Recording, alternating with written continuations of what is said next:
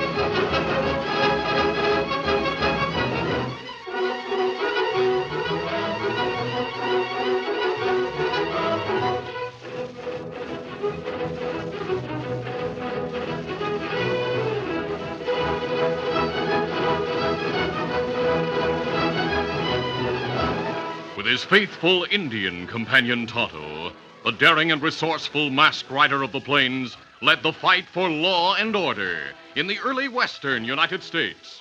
Nowhere in the pages of history can one find a greater champion of justice. Return with us now to those thrilling days of yesteryear. From out of the past come the thundering hoofbeats of the great horse Silver. The Lone Ranger rides again. Come on, Silver. Let's go, big fella. I'll Silver. Aye!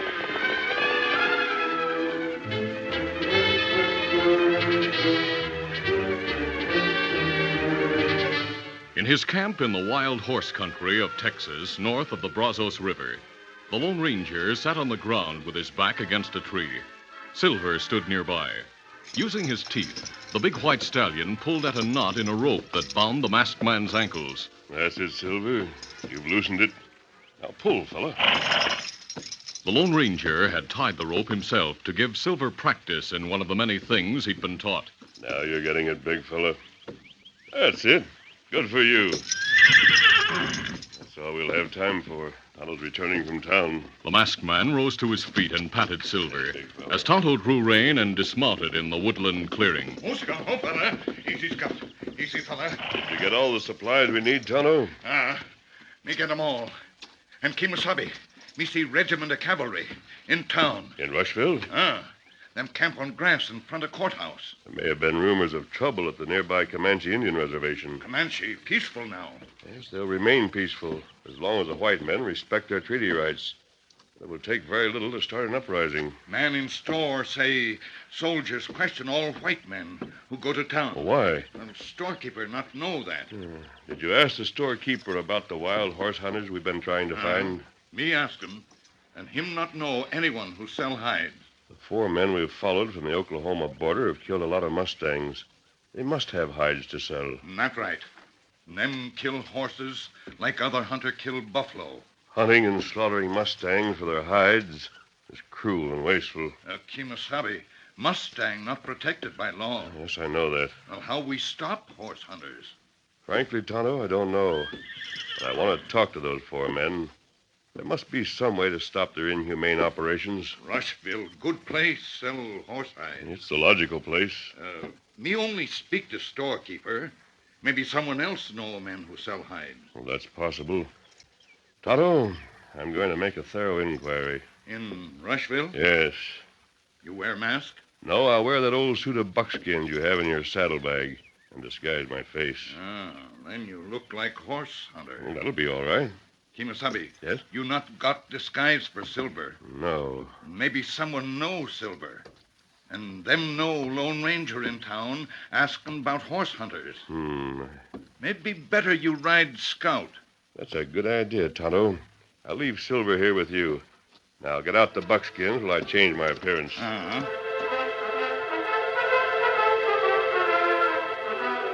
A short time later, the Lone Ranger, disguised as a hunter and riding Tonto's paint horse, rode toward Rushville, Texas, the only important trading center between the Comanche Reservation and the Brazos River. As he neared a group of soldiers and Indians standing in front of one of the tents pitched on the courthouse lawn, a uniformed man held up one hand and called, Rein in, mister. Oh, Scout. Oh. Dismount, please. Easy, Scout, easy. Why are you stopping me? Captain Bates wishes to speak to you. Please lead your horse this way. Come on, Scout. The Lone Ranger noticed that he was closely watched by several armed soldiers and by a group of 4 Indians as he led Scout toward the captain. I'm Captain Bates, United States Cavalry. Why do you wish to speak to me? I have a few questions to ask. Are you a horse hunter? No, Have you been near the Comanche Reservation? no. Please turn to face these Indians. I want Chief Quanah and his men to look at you. Very well. Chief Quanah, ask your people if this man was in the group that shot the Comanche boy. Como Tulesu? They say no. All right, sir. You're free to go. Captain Bates, I'd like to speak to you privately. All right. Come into my tent. Leaving Scout at ground hitch, the Lone Ranger followed the captain into a large headquarters tent. Now you may speak freely. What is it? First, I'd like to identify myself. Here is a military pass. How did you get such a pass? Did you... Why, this pass is issued to the Lone Ranger. Yes, Captain. You've always been described to me as wearing a mask and riding a white stallion called Silver. I left Silver in camp when I'm wearing a disguise in the hope of getting information about wild horse hunters who are operating in this area. Horse hunters. That's what I'm looking for. Well, that's what I thought when you questioned me. Why are you looking for them? I'd like to convince them that it's cruel and unnecessary to kill horses for their hides, and they can be broken and put to useful work. If those men are found, they'll kill no more horses. Oh? They raided a Mustang herd on the Comanche Reservation, and in doing so, they shot and wounded a Comanche boy. So that's why you wanted the Indians to look at me. Yes. Those men must be found and punished. Otherwise, Chief Quanah and his people may go on the warpath. That would be a disaster for the whole Southwest. Right. Is the chief sure the horse hunters shot the boy? The men with him witnessed the shooting Oh, when did it take place? yesterday. I see. The boy was trying to capture a Mustang to break and ride. The hide hunters didn't want him to scare the herd, which was inside the reservation, so they deliberately shot him. I don't blame the Comanches for being angry. I've been trying to reason with the chief, but he insists that I catch the outlaws. I have only half a troop at my command. I can't watch the Indians and search for the horse killers at the same time. I'd like to help you.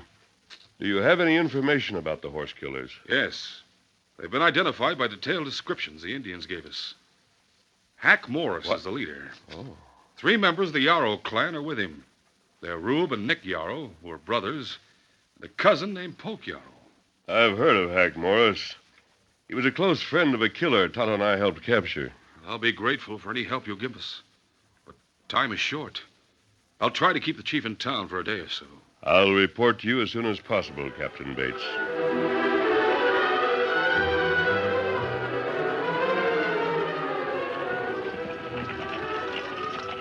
Meanwhile, Hack Morris and the Yarrow brothers rode in search of several of the wild Mustangs from the Indian reservation. Most of the horses were penned in a blind canyon where Poke Yarrow had been left on guard. But the greedy killers hoped to find the remainder before starting the slaughter. They rode slowly through a woods until Hack suddenly signaled a halt. Oh, there. Oh. Say, boys, I smell wood smoking. That means there's a campfire somewhere ahead. Might be soldiers or Indians, both of which we gotta stay away from. Yeah, Nicky. Think we better turn back? No, steady. Easy. You stay here with the horses, Rube. Nick and I'll go ahead on foot and look around. Moving cautiously, Hack and Nick crept toward the camp and presently saw the clearing where Tonto was grooming the great horse Silver. The eyes of the killers widened when they saw the magnificent stallion tied to a tree by a rope around his neck. What a horse. Purebred Arabian, or I miss my guess. Let's get him. Yeah, we'll have to get that engine first. Right. Come on. Ice your hands. Huh? You. You're covered. Don't make a move. Well, me got hands up. What you want? That horse. You horse hunters. Me get you. I've got his arms. Use your gun, Hack. Right. Well, that got him. Now, why'd you just hit him with your gun? Why didn't you shoot him? Plenty of time for that if we decide to kill him. Hey, look at that horse. If he weren't tied, I bet he'd be attacking us. There's the horse with fire. We can sell that critter for a fancy price. Yeah. Take that rope laying there and tie the engine while he's unconscious. I'll look through these saddlebags and blanket rolls. Maybe there'll be something of value besides the horse. Right. Hey, Yarrow! Yeah? Come here and bring the horses. Right. Where do you suppose an Injun got a horse like that one? I don't know. Maybe he stole it. Hey, you might find some cash in those saddlebags. I hope so. We can use it. Oh, ho, ho. Want a hand tying the Indian, Nick? Nah, I'll do it alone. Give me a hand, Rube. We'll see what's in these saddlebags. Hey, mighty fine saddlebags. These cost a plenty. Yeah, so the saddle and bridle. Here's a couple of horseshoes. I reckon the Indian thought a blacksmith could Hey, make Rube. Look at these shoes. Do they look like iron? No. They're not. What are they made of? You'll think I'm loco, Hack. But I'd say they're made of silver. Yeah, that's what I thought. What's that about silver? We found some silver horseshoes in one of these saddlebags. Silver? Hey, those should be worth money. What else is there? Yeah, I'm looking. Here's some cartridges. What size? 45s. We can use those. Yeah, but Rube, look at them. Don't they look like they're made of some metal, just like the horseshoes? They do.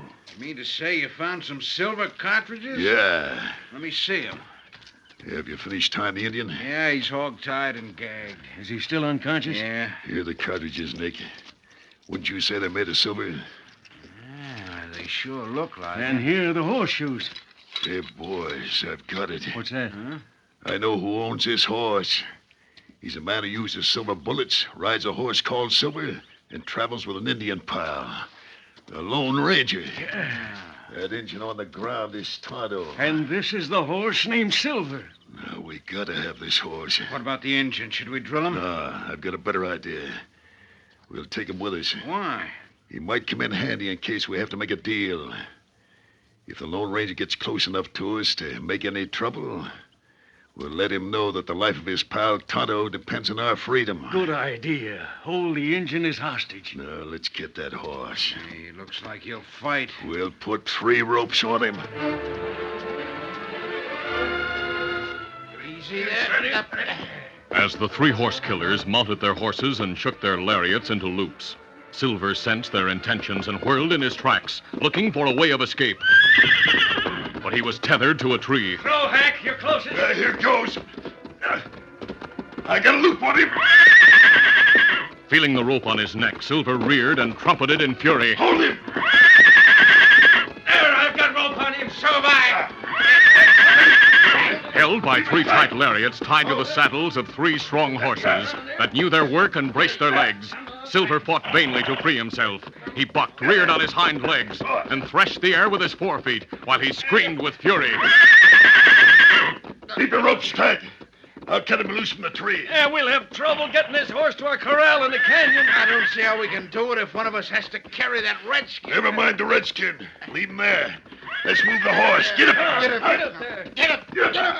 Ah, he's not budging. Look at him fighting the rope. If need be, our horses will drag him.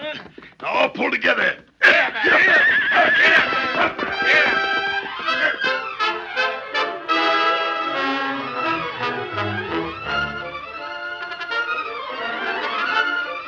The curtain falls on the first act of our Lone Ranger adventure. Before the next exciting scenes, please permit us to pause for just a few moments.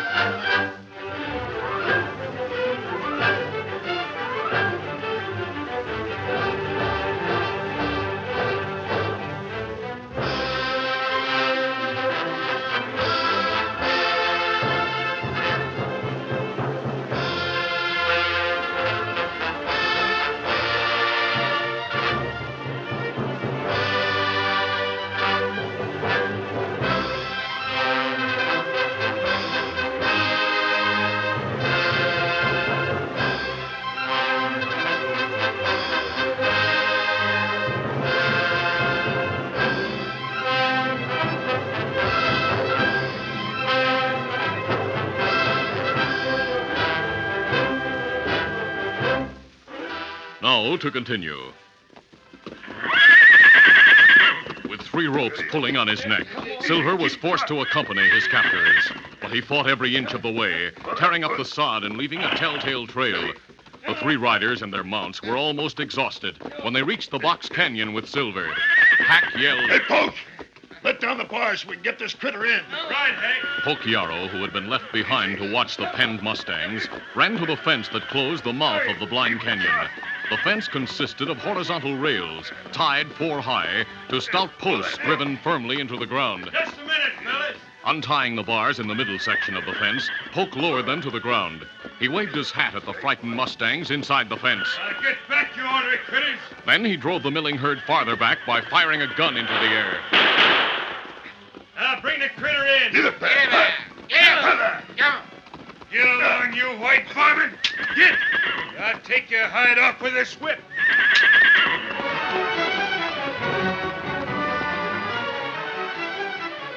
After much difficulty, the 4 men drove Silver into the box canyon, which was surrounded by high walls, except for the narrow opening that was closed by the high split rail fence. The horse killers cut their ropes, rather than risk their lives by going near enough to the infuriated stallion to loosen the loops.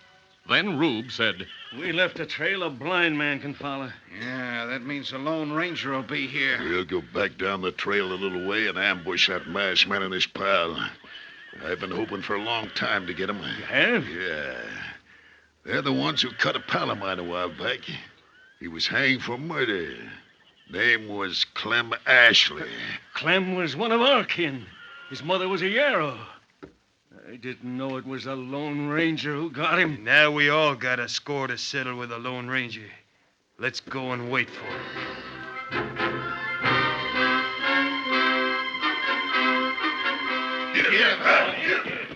Silver, who had been standing at the edge of the wild horse herd, trembling with rage, became quiet when his captors rode away.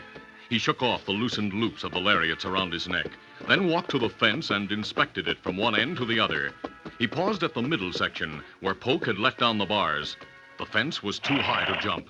Silver knew he could hurdle 3 of the bars, but the top rail made the fence too high for any horse to leap over. The stallion lifted his head, and out of his deep chest came a call for the man he loved and trusted. Silver pricked up his ears as his call woke echoes in the canyon, but no answer came back from his master. The wild horses who had been watching him in wonder nickered uneasily.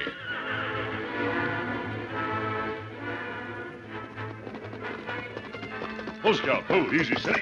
Meanwhile, the Lone Ranger, returning from Rushville on scout, found Tonto conscious but tightly bound, and he saw that Silver was gone and the cap ransacked. As he released his friend, he said, Are you hurt, Tonto? Me get bump on head.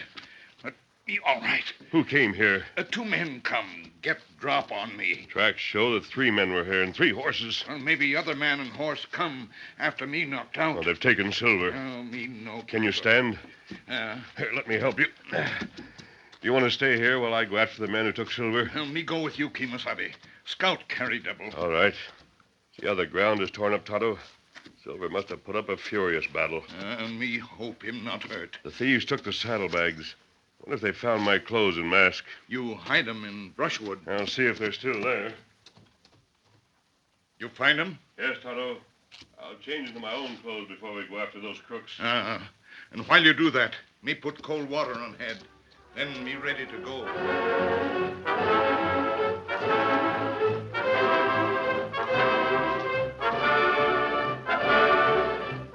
In a few minutes, the Lone Ranger, once more wearing his own clothes and mask, stood beside the paint horse Scout. Tonto dried his face and said, Kemosabe, me ride behind saddle. All right, easy, Scout, easy, fella. Come on. Me ready. Come on, Scout.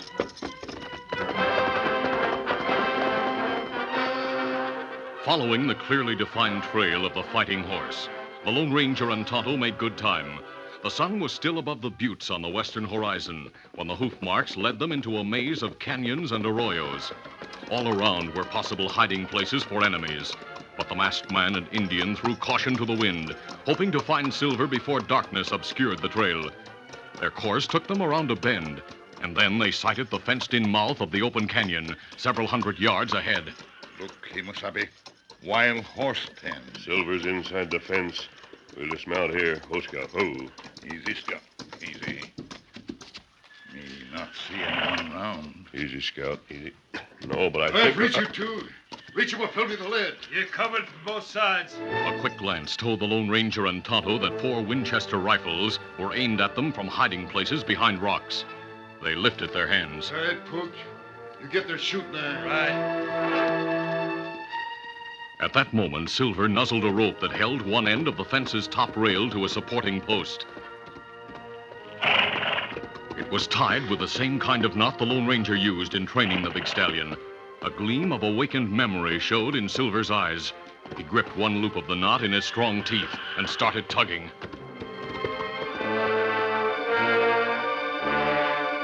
Unaware of what Silver was doing, the Lone Ranger and Tonto held their hands at shoulder level as they walked ahead of the 4 men who had disarmed them. Poke led Scout. Presently, the group reached camp, only a short distance from the opening of the Box Canyon. Let's stop here. This is as far as you go. The masked man hoped that by playing for time, he might have the opportunity to catch the 4 killers off guard. So you're the horse killers. Suppose we are. And the thieves who stole my horse. That's right, Lone Ranger. So you know me. Yeah, we know you. And we're gonna hang both of you just the way Clem Ashley was hanged. Unnoticed in the pen, Silver knew that his master was nearby and redoubled his efforts to untie the rope. He tugged one bend out of the knot and started on another. Poke Yarrow said, How about unmasking this hombre? Plenty of time, Poke, plenty of time. I don't want to rush things. I've waited too long for this day. Maybe we'd better tie his hands, boys, then we'll unmask him. We'd better tie the Injun's hands, too. Good idea. Get some rope. At that instant, the last bend in the knots at which Silver had been working came out, leaving the ends of the rope loose. The top bar dropped to the ground.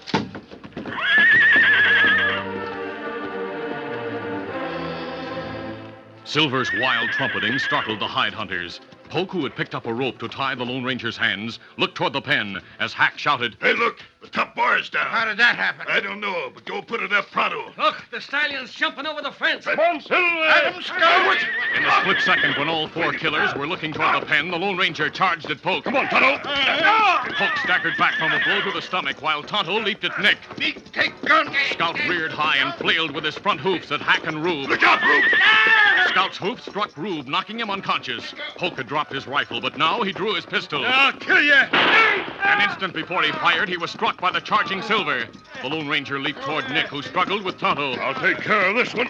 As Nick went down from the masked man's sledgehammer blow to the chin, the masked man picked up a gun and turned toward Hack, who was aiming at Tonto. The bullet smashed the killer's arm, and Hack's shot went wild. I'm ready for anyone else who wants gunplay. No, don't shoot. I'm hurt from that horse hitting me. Don't shoot. Get his gun. Now hold your fire. I'm helpless. My arm's busted. Then stand back and keep your good arm high. Cover them, Tonto, while I disarm the 2 who are knocked out. All right, Silver, old fella.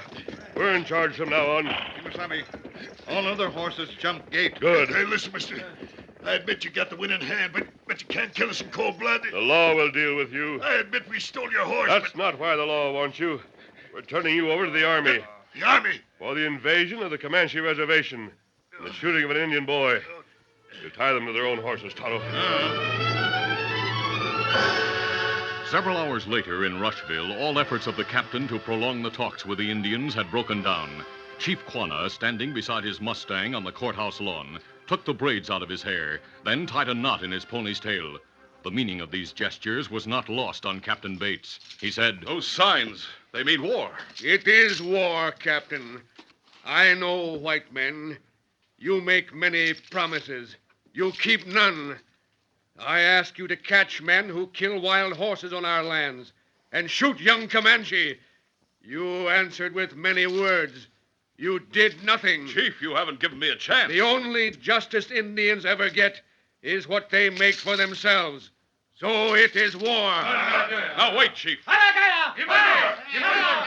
Captain, masked man and Injun are bringing in 4 prisoners. Well, it must be. It is. Scout. Easy. Easy, Scout. Captain Bates, we captured your horse killers. Oh, you got the scoundrels just in time, mister. Chief Quanah, Are those prisoners the men who shot the Indian boy? Kuma, Tulesu Meta. My people say they are the men. I told you they'd be captured. Now I promise you they'll be punished. Do you believe me? I believe you. You keep your word once, you will keep it again. Turning to his pony, Chief Quanah took the knot out of its tail. There will be peace between us. I have spoken. Good. Now tell us how you got the gang, mister. The Lone Ranger quickly told about the capture of the horse killers. Then Captain Bates said, We're indebted to you. You did a lot for the West. Captain Bates, the credit should go to Silver. Now let's ride on, Tonto. Adios, friend. Goodbye, Silver. Easy, steady, big fella. Come on, Silver! Captain, who is the man who wears the mask? Chief Quanah, he is the friend and protector of good people and animals. And he's the enemy of all that is bad in the West. He's the Lone Ranger.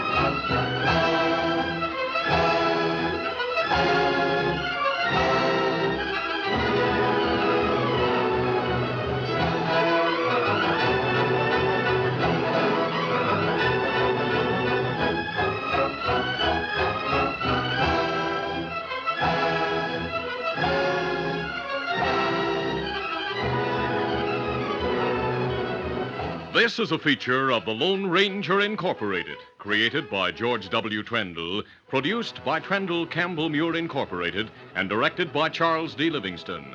Tonight's drama was written by Fran Stryker. The part of the Lone Ranger is played by Brace Beamer.